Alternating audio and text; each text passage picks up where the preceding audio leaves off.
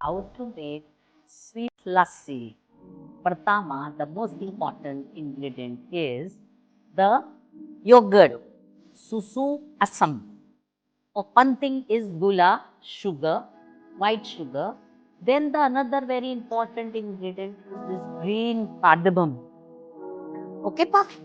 So, kita taruh satu yogurt cangkir, just pinch of cardamom powder, very little.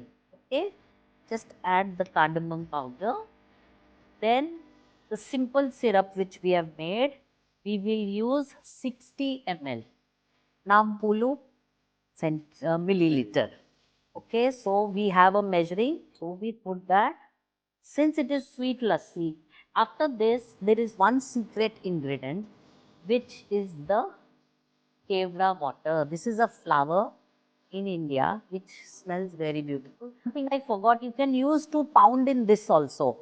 So you can put the elaichi in 2-3 pieces in this, and kita bisa you can just grind it like this. We are going to use the blender. Harus tutup, we close and we put it on for 2 minutes. 2 minutes. Now you open this and we will put it in our glass. You see the nice foam, that is very important. We will put it in this glass.